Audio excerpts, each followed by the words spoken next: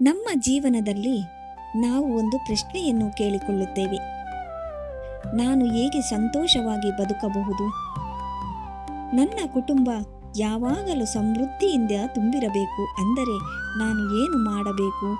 ಏನು ಮಾಡಬಹುದು? ಈ ಪ್ರಶ್ನೆಗಳಿಗೆ ಉತ್ತರವನ್ನು ನಮ್ಮ ಪುರಾತನ ಶಾಸ್ತ್ರಗಳು ಬಹಳ ಸ್ಪಷ್ಟವಾಗಿ ನೀಡುತ್ತವೆ. ಅವುಗಳಲ್ಲಿ ಒಂದು ಅತ್ಯಂತ ಮಹತ್ವದ ಪುರಾಣವೇ ಗರುಡ ಪುರಾಣ. ಗರುಡ ಪುರಾಣವು ಕೇವಲ ಮರಣಾನಂತರದ ವಿಷಯಗಳನ್ನು ಮಾತ್ರ ಹೇಳುವುದಿಲ್ಲ. ಇದು ಬದುಕಿರುವಾಗಲೇ ಹೇಗೆ ಜೀವನವನ್ನು ಶಾಂತಿಯಿಂದ, ಸಂತೋಷದಿಂದ, ಸಮೃದ್ಧಿಯಿಂದ ನಡೆಸಬೇಕು ಎಂಬುದನ್ನು ಕೂಡ ತಿಳಿಸಿಕೊಡುತ್ತದೆ. ಈ ಪುರಾಣವು ಶ್ರೀ ವಿಷ್ಣು ಮತ್ತು ಗರುಡನ ನಡುವಿನ ಸಂಭಾಷಣೆಯ ರೂಪದಲ್ಲಿ ಬಂದಿದೆ. ಇದರಲ್ಲಿನ ಪ್ರತಿಯೊಂದು ಮಾತು, ಪ್ರತಿಯೊಂದು ನಿಯಮ ನಮ್ಮ ಜೀವನವನ್ನು ಬದಲಾಯಿಸುವ ಶಕ್ತಿಯನ್ನು ಹೊಂದಿದೆ. ಇಂದು ನಾವು ತಿಳಿದುಕೊಳ್ಳೋದು ಗರುಡ ಪುರಾಣದಲ್ಲಿ ಹೇಳಿರುವ ಸಂತೋಷ ಮತ್ತು ಸಮೃದ್ಧಿಗೆ ಕಾರಣವಾಗುವ 3 ಅತ್ಯಂತ ಸರಳ ಮಾರ್ಗಗಳು. ಈ 3 ಮಾರ್ಗಗಳನ್ನು ನೀವು ನಿಮ್ಮ ಜೀವನದಲ್ಲಿ ಅನುಸರಿಸಿದರೆ ನಿಮ್ಮ ಮನೆ, ನಿಮ್ಮ ಕುಟುಂಬ, ನಿಮ್ಮ ಮನಸ್ಸು ಎಲ್ಲವೂ ಶಾಂತಿಯಿಂದ ಮತ್ತು ಸಮೃದ್ಧಿಯಿಂದ ತುಂಬಿರುತ್ತದೆ. ಮೊದಲನೆಯದಾಗಿ ಅನ್ನಪೂರ್ಣೇಶ್ವರಿ ಮತ್ತು ಲಕ್ಷ್ಮಿಯನ್ನು ಒಲಿಸಿಕೊಳ್ಳುವುದು. ನಮ್ಮ ಮನೆ ನಮ್ಮ ಜೀವನದ ಕೇಂದ್ರ ಬಿಂದುವು. ಆ ಮನೆಯ ಹೃದಯವೇ ಅಡುಗೆ ಮನೆ. ಗರುಡ ಪುರಾಣವು ಹೇಳುತ್ತದೆ, ಅಡುಗೆ ಮನೆ ಸ್ವಚ್ಛವಾಗಿದ್ದರೆ ಅಲ್ಲಿ ದೇವಿಯ ಅನುಗ್ರಹ ಸದಾ ಇರುತ್ತದೆ ಎಂದು. ನಾವು ಪ್ರತಿದಿನ ತಯಾರಿಸುವ ಆಹಾರ ಅದು ಕೇವಲ ಹೊಟ್ಟೆ ತುಂಬಿಸಲು ಅಲ್ಲ, ಅದು ದೇವರ ಪ್ರಸಾದವಾಗಬೇಕು. ಆದ್ದರಿಂದ ಪ್ರತಿದಿನ ಬೆಳಗ್ಗೆ ಅಥವಾ ಮಧ್ಯಾಹ್ನ ನೀವು ತಯಾರಿಸಿದ ಆಹಾರವನ್ನು ಮೊದಲು ದೇವರಿಗೆ ಅರ್ಪಿಸಬೇಕು. ಈ ಒಂದು ಸಣ್ಣ ಕ್ರಮವೇ ನಿಮ್ಮ ಮನೆಯಲ್ಲಿನ ಶಕ್ತಿಯನ್ನು ಬದಲಾಯಿಸುತ್ತದೆ. ನೀವು ಗಮನಿಸಿದ್ದೀರಾ? ಕೆಲವು ಮನೆಗಳಲ್ಲಿ ಎಂದಿಗೂ ಅನ್ನದ ಕೊರತೆ ಇರುವುದಿಲ್ಲ. ಆ ಮನೆಗಳಲ್ಲಿ ಯಾವಾಗಲೂ ಸಂತೋಷ ತುಂಬಿರುತ್ತದೆ.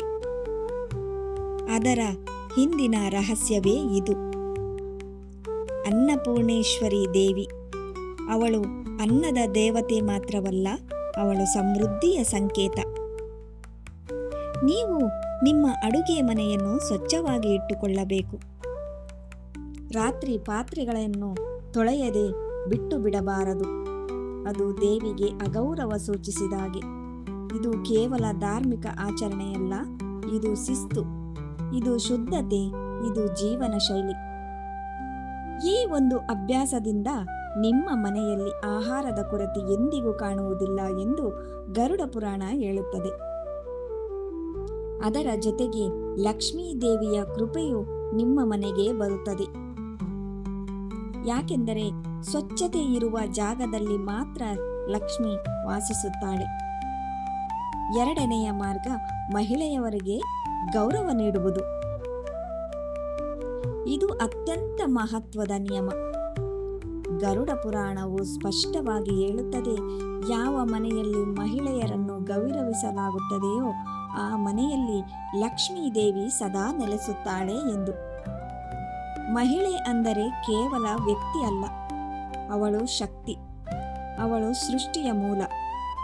ತಾಯಿ, ತಂಗಿ, ಹೆಂಡತಿ, ಮಗಳು, ಇವರಲ್ಲಿ ಪ್ರತಿಯೊಬ್ಬರು ದೇವಿಯ ಸ್ವರೂಪರೇ. ನೀವು ಮಹಿಳೆಯರನ್ನು ಗೌರವಿಸಿದಾಗ ನೀವು ದೇವಿಯನ್ನು ಗೌರವಿಸುತ್ತೀರಿ. ಆದರೆ ಇಂದಿನ ಕಾಲದಲ್ಲಿ ಅನೇಕ ಮನೆಗಳಲ್ಲಿ ಮಹಿಳೆಯರನ್ನು ಅರ್ಥ ಮಾಡಿಕೊಳ್ಳುವುದಿಲ್ಲ.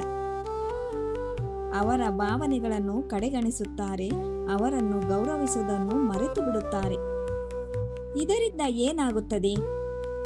ಮನೆಗೆ ಶಾಂತಿ ಕಡಿಮೆಯಾಗುತ್ತದೆ, ಜಗಳಗಳು ಹೆಚ್ಚಾಗುತ್ತವೆ, ಸಮೃದ್ಧಿ ನಿಧಾನವಾಗಿ ಕಡಿಮೆಯಾಗುತ್ತದೆ. ಗರುಡ ಪುರಾಣವು ಹೇಳುತ್ತದೆ, ಮಹಿಳೆಯ ಕಣ್ಣೀರು ಬೀಳುವ ಮನೆಯಲ್ಲಿ ಲಕ್ಷ್ಮಿ ಉಳಿಯುವುದಿಲ್ಲ ಎಂದು. ಅದರ ಜೊತೆಗೆ ಹಿರಿಯರನ್ನು ಗೌರವಿಸುವುದು ಕೂಡ ಅತ್ಯಂತ ಮುಖ್ಯ. ನಮ್ಮ ತಂದೆ ತಾಯಿ ಅವರು ನಮ್ಮ ಜೀವನದ ಆಶೀರ್ವಾದ. ನಾವು ಅವರ ಆಶೀರ್ವಾದವನ್ನು ಪಡೆದರೆ ನಮ್ಮ ಪ್ರಯತ್ನಗಳಿಗೆ ಫಲ ಸಿಗುತ್ತದೆ. ಆದರೆ ಅವರನ್ನು ಅವಮಾನ ಮಾಡಿದರೆ ನಮ್ಮ ಶ್ರಮ ಫಲವಿಲ್ಲದಂತೆ ಆಗುತ್ತದೆ. ಹೀಗಾಗಿ ಪ್ರತಿದಿನ ಒಂದು ಸಣ್ಣ ಪದ, ಒಂದು ಸಣ್ಣ ಗೌರವ, ಒಂದು ಸಣ್ಣ ಸೇವೆ, ಇದು ನಿಮ್ಮ ಜೀವನವನ್ನು ಬದಲಾಯಿಸಬಹುದು. ಮೂರನೇ ಮಾರ್ಗ, ದಾನ ಮಾಡುವ ಮಹತ್ವ. ಹಿಂದೂ ಧರ್ಮದಲ್ಲಿ ದಾನಕ್ಕೆ ಅತ್ಯಂತ ಮಹತ್ವ ಇದೆ. ಗರುಡ ಪುರಾಣವು ಹೇಳುತ್ತದೆ, ನೀವು ಗಳಿಸಿದ್ದರಲ್ಲಿ ಸ್ವಲ್ಪವನ್ನು ಹಂಚಿಕೊಳ್ಳಿ. ಇದು ಕೇವಲ ಹಣದ ಬಗ್ಗೆ ಅಲ್ಲ, ಇದು ಮನಸ್ಸಿನ ಬಗ್ಗೆ. ಒಬ್ಬ ಹಸಿದವನಿಗೆ ಊಟ ಕೊಡುವುದು, ಒಬ್ಬ ಬಡವನಿಗೆ ಸಹಾಯ ಮಾಡುವುದು, ಒಬ್ಬ ನಿರ್ಗತಿಕನಿಗೆ ಬೆಂಬಲ ನೀಡುವುದು, ಇವೆಲ್ಲವೂ ದಾನವೇ. ನೀವು ದಾನ ಮಾಡಿದಾಗ ನಿಮ್ಮ ಪಾಪಗಳು ನಿಧಾನವಾಗಿ ಕಡಿಮೆಯಾಗುತ್ತವೆ ಎಂದು ಹೇಳಲಾಗಿದೆ. ದಾನವು ನಿಮ್ಮ ಆತ್ಮವನ್ನು ಶುದ್ಧಗೊಳಿಸುತ್ತದೆ. ನೀವು ಯಾರಿಗಾದರೂ ಸಹಾಯ ಮಾಡಿದಾಗ ನಿಮ್ಮ ಹೃದಯದಲ್ಲಿ ಒಂದು ಶಾಂತಿ ಹುಟ್ಟುತ್ತದೆ. ಆ ಶಾಂತಿ ಹಣದಿಂದ ಖರೀದಿಸಲು ಸಾಧ್ಯವಿಲ್ಲ.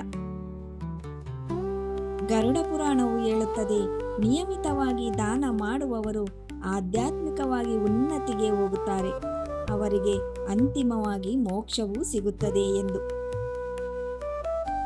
ಈ 3 ಮಾರ್ಗಗಳು ಬಹಳ ಸರಳವಾಗಿವೆ, ಆದರೆ ಅವುಗಳ ಪರಿಣಾಮ ಅತ್ಯಂತ ದೊಡ್ಡದು. ದೇವರಿಗೆ ಆಹಾರ ಅರ್ಪಿಸುವುದು, ಮಹಿಳೆಯರನ್ನು ಮತ್ತು ಹಿರಿಯರನ್ನು ಗೌರವಿಸುವುದು, ದಾನ ಮಾಡುವ ಅಭ್ಯಾಸ, ಈ 3 ವಿಷಯಗಳನ್ನು ನೀವು ನಿಮ್ಮ ಜೀವನದಲ್ಲಿ ಅಳವಡಿಸಿಕೊಂಡರೆ ನಿಮ್ಮ ಜೀವನ ಸಂಪೂರ್ಣವಾಗಿ ಬದಲಾಗುತ್ತದೆ. ಸಂತೋಷ, ಶಾಂತಿ, ಸಮೃದ್ಧಿ ಇವು ನಿಮ್ಮ ಜೀವನದ ಭಾಗವಾಗುತ್ತವೆ. ಅಂತಿಮ ಸಂದೇಶ. ಪ್ರಿಯರೇ, ಜೀವನವನ್ನು ಬದಲಾಯಿಸಲು ದೊಡ್ಡ ದೊಡ್ಡ ಕೆಲಸಗಳ ಅಗತ್ಯವಿಲ್ಲ. ಸಣ್ಣ ಸಣ್ಣ ಅಭ್ಯಾಸಗಳು ಸಾಕು. ಇಂದು ನೀವು ಈ 3 ಮಾರ್ಗಗಳಲ್ಲಿ ಒಂದನ್ನಾದರೂ ಪ್ರಾರಂಭಿಸಿ. ನೀವು ನಿಧಾನವಾಗಿ ಬದಲಾವಣೆಯನ್ನು ಅನುಭವಿಸುತ್ತೀರಿ. ನಿಮ್ಮ ಮನಸ್ಸು ಹಗುರವಾಗುತ್ತದೆ, ನಿಮ್ಮ ಮನೆ ಸಂತೋಷದಿಂದ ತುಂಬುತ್ತದೆ. ಧರ್ಮವನ್ನು ಅನುಸರಿಸಿದರೆ ಜೀವನ ಸ್ವತಃ ಸರಿಯಾಗುತ್ತದೆ. ಈ ಮಾಹಿತಿ ನಿಮಗೆ ಇಷ್ಟವಾಗಿದ್ದರೆ ವಿಡಿಯೋವನ್ನು ಲೈಕ್ ಮಾಡಿ, ಶೇರ್ ಮಾಡಿ. ಇನ್ನಷ್ಟು ಆಧ್ಯಾತ್ಮಿಕ ವಿಡಿಯೋಗಳಿಗಾಗಿ ಚಾನಲನ್ನು ಸಬ್ಸ್ಕ್ರೈಬ್ ಮಾಡಿ. ಧನ್ಯವಾದಗಳು.